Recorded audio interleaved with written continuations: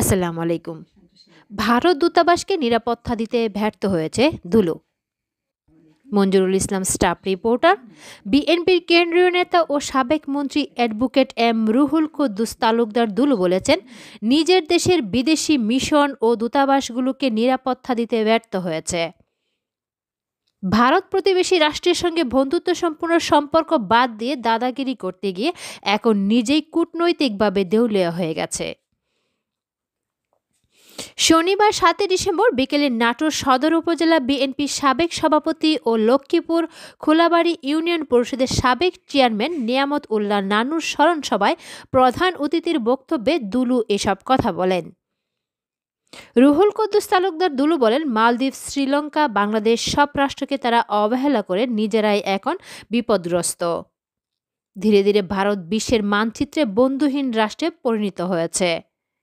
ভারত সরকার ভুলে গেছে একটি দেশের সম্পর্ক হয় আরেকটি দেশের সঙ্গে, কোনো ব্যক্তির সঙ্গে নয়।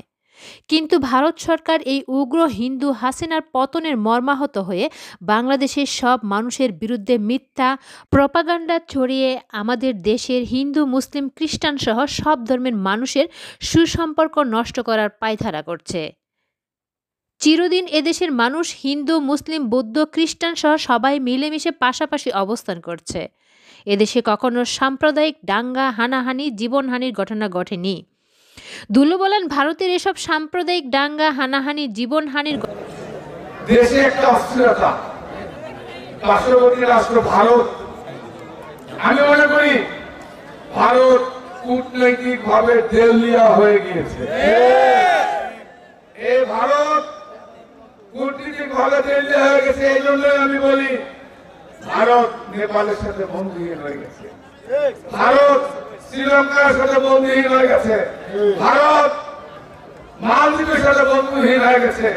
ভারতের সঙ্গে ভুটান নয়, বাংলাদেশের জনগণ, বাংলাদেশের সাধারণ মানুষ এই শেখ ভারতের সঙ্গে নেই। কারণ ভারত শুধু শেখ হাসিনা ছাড়া অন্য কিছু চেনে না। কিন্তু আজকে এই ভারতের কারণে আজকে যে শেখ হাসিনা যে আস্ফোলন, যে ষড়যন্ত্র, যে চক্রান্ত করছে, বাংলাদেশের মধ্যে যে বিভেদ, মুসলমান হিন্দুদের মধ্যে যে বিভাজন সৃষ্টি করার চেষ্টা করছে, আমরা মুসলমান ভাইয়েরা এখানে আছি, মনে আছেন, ইসলাম শান্তি ধর্ম, আমরা কখনোই অন্য ধর্মের উপর আঘাত করবো, ইসলাম সেটা বলে না। আমরা শান্তি বিশ্বাস করি।